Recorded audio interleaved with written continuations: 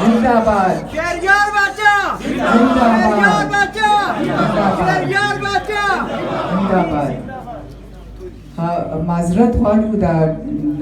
پښلې تللی ورنو دا دغه کار نه کوو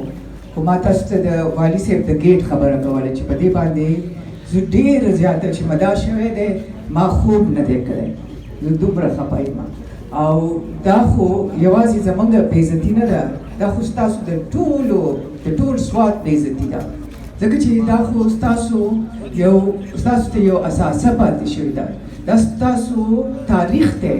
که یو پیری پکې فضل حکیم راشي نو موږ ته څه پته ده چې دی پکې مال رغوي که دی پکې دوکانونه رغوي نو دا زموږ دا تاریخي ځای به ختم شي او په دې باندې فضل حکیم دومره منسټر دی په دې باندې پوهه نه دی نو ما خو په دې باندې ډېر زیات کوشش کړی دی او بله ورځ فضل حکیم خبره کوله په دې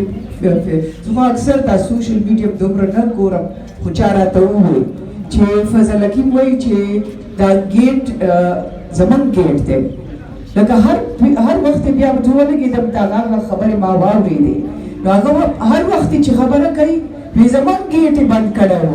دا د ده ګیټ دی که د والي صاحب ګیټ دی چې دا وایي او زموږ بچي د سکول نه راتلي دوی ورته ګیټ بند زموږ ګیټ بند کو ولې د دوی بچي به زموږ په ګیټ راځي که په خپل ګیټ باندې به راځي نو په دې باندې زه ډېره زیاته خفه یم او ګوره دوی زما په مخه باندې وایي ما د دوی بېعزتي کړې ده دا بېعزتي چې یو غل د چا کره ننوځي دې قانونه او بیا هغه بنده لاړ شي خپل تپوس کوي چې ته ولې دلته کې راغلی او بیا پسې 30-40 کسان روزانه راوباسي او هغه ښځه یې زما په عمر کې زه د 82 کالو یم نو که د دوی د والي صاحب عزت نه کولی او زما د عمر عزت یې نه کولی نو دوی خو په کار دی چې لکه زموږ چې څه حیثیت دی د هغې خو عزت کړی وی که نه د یو 82 ښځې عمر په ښځې پسې خلک 30-40 دا ټول د دیو دا کلاس 4 نوکران چې دي که نه دوی ځان له استعمالوي دلته کې او په موږ پسې راوباسي او موږ ته بدې خبرې کوي د دوی یو نوکر دی عادل خان عادل نوم دی خو ځان د عادل خان وایي داسې دنګ سړی دی په دې شاته په دې بالیګرامه کې اوسېږي او د دې کشرې بیګم سره هم تعلق ساتي دغې کلاس 4 نوکري ورکړې ده او بیا یې د خپل دغه دپاره استعمالوي د خپل ډریورۍ دپاره استعمالوي هره ورځ چې موږ ته دلته کې ولاړ یم موږ ته یې لاسونه داسې کړي او دلته کې د والي صاحب په شانتې ناست دي نو چې ما ورته وویل ته څه والي صاحب یې چې د هغه په ځای کې ناست دی وایي وایي دا زموږ ځای دی او بیا یې راته یو ورځ وی زه په داسې اداره کې یم چې هغه دومره زوروره اداره ده چې ستاسو دا خاندان به تس وست کي دې ته وګوره دا عادل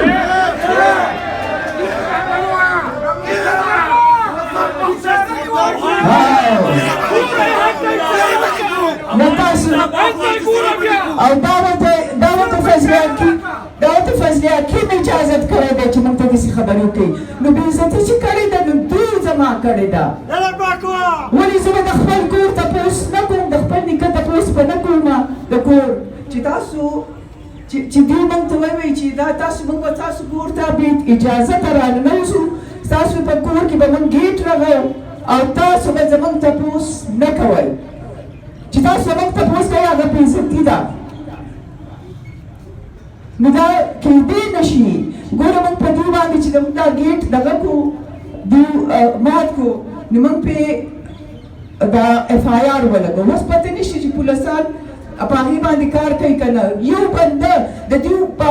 ویډیو کې ښکاره شي چې ټول پولیسان د دوی لګیا دي زموږ په ګیټ باندې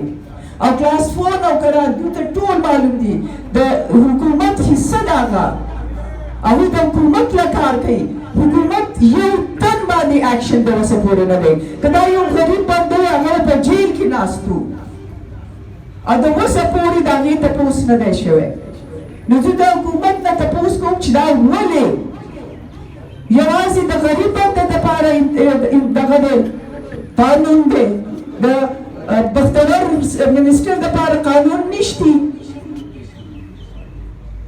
نو موږ په دې باندې اف آی آر لګولی دی او موږ پې ګوره چې دوی څومره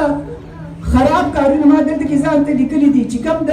قانون خلاف شیزونه دوی کړي دي یو دی پینل کوډ 379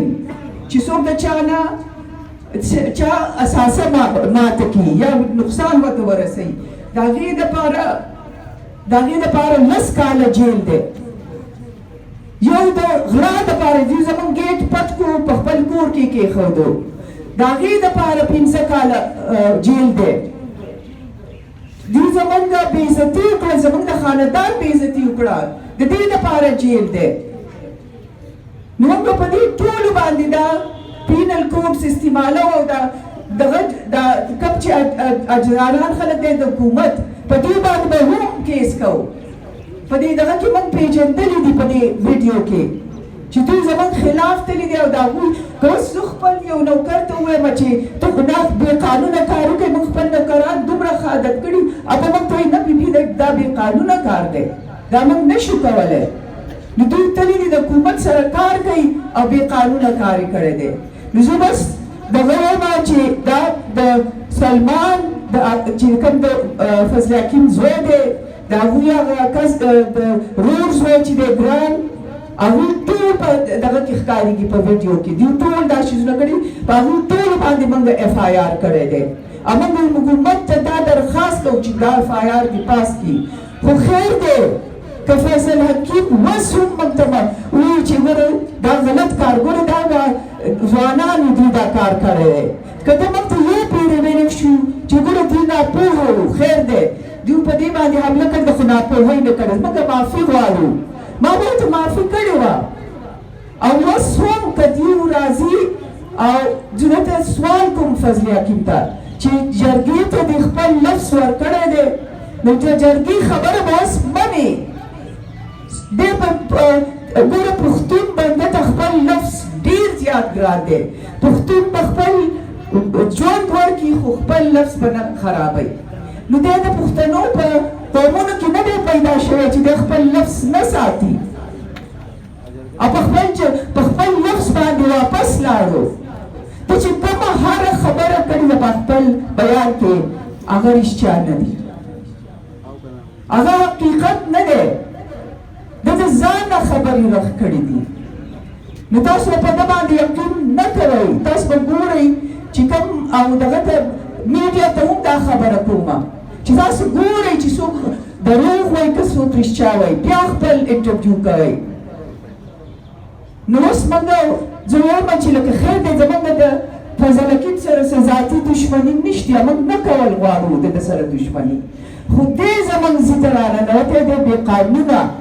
نو که اوس څوک د دې ځي نه لاړو او د جرګې خبره یې ومنله زموږ د ده سره نور څه کار نشته نه د بدې نه د ښې نو موږ ورته اوس هم معافي وکړو موږ وایو چې شکریا تاسو زموږ وراثت موږ له واپس راکړو نو تاسو به موږ ته ولاړئ خو که دغه نه کړو نو ټول سواد زموږ سره دی بیا چې په هر جوړې دا ځای به ترې اخلو انشاءالله که دوی خبره نه مني نو موږ به ترې په زور اخلو او که مني بیا به له ډېر عزت کوو نو د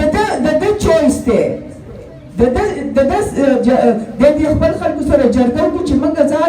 موږ دې هم نه شرموي او ځان دې هم نه شرموي خپله خبرې چې کړې ده په هغې باندې پکار چې دی خپل لکه په هغې باندې ودرېږي په خپله خبره باندې اوس د دې خبرې نه دی نشي تښتېدی او خدای دې وله عقل ورکړي چې دی په خبره باندې دغه کې ځکه نه دی به په خپله برباد شي تاسو ډېره مهرباني بیا چې تاسو راغلی زموږ دپاره